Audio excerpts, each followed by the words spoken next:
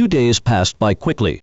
On the third day, after Han Li finished his dinner, he was waiting for his uncle's stories of Zhang Hu when a carriage stopped in front of the restaurant door. This carriage was 8 a shiny black color and event. His horse was a rarely seen golden steed.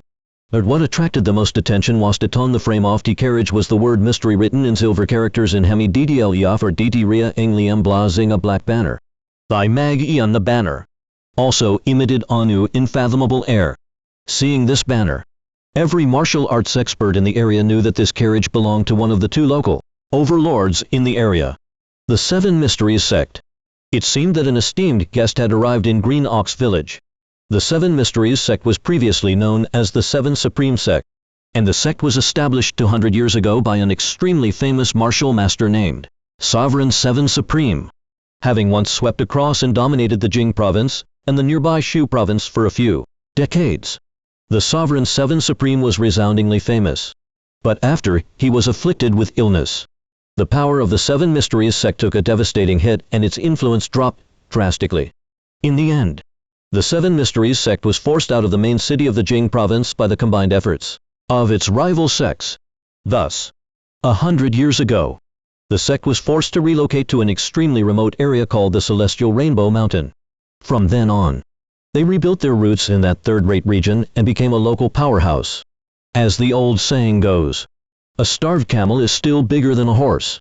The Seven Mysteries sect had once been a major sect, so it still possessed substantial potential. Once it arrived at Celestial Rainbow Mountain, it immediately gained control over around a dozen towns and villages, including Green Ox Village, and it had around 4,000 disciples, making it one of the 2 undisputed supreme powers in the area. Locally, the only other power that could rival the Seven Mysteries sect was the Feral Wolf Gang. The Feral Wolf Gang was originally a gang of horse-mounted bandits from the Jing province that had no qualms about burning, killing, looting, and pillaging. After a while, Onam Yard ISB ADC heed by the imperial court encircled and fiercely suppressed the bandits. Some of the bandits accepted the amnesty granted Tothembi, the imperial court, while the remaining bandits reformed themselves into Oath Feral Wolf Gang. The Feral Wolf Gang weighs XCE Ding Lai Sia Ulan bloodthirsty, retaining their former characteristics of having no qualms about committing atrocities. Thus, whenever they clashed, the Seven Mysteries sect was always at a disadvantage.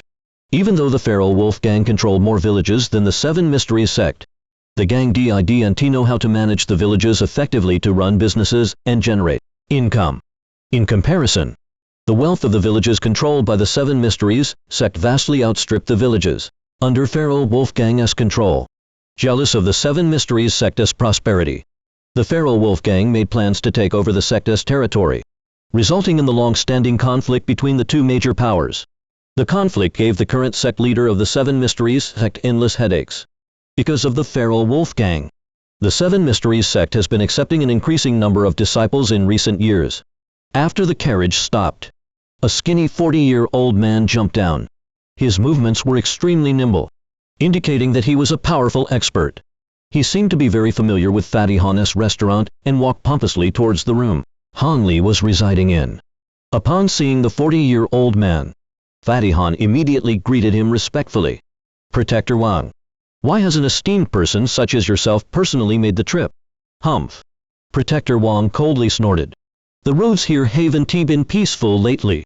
Because of this, there's a need to strengthen the defenses. Thus, the elders ordered that I personally come. Don't speak any more rubbish. Is this the child you wanted to nominate? Yes. Yes. This is my nephew. I hope that Protector Wang will take care of him. Looking at the impatient look on Protector Wang's face, Third Uncle immediately retrieved a heavy-looking pouch and secretly passed it over to Protector Wang.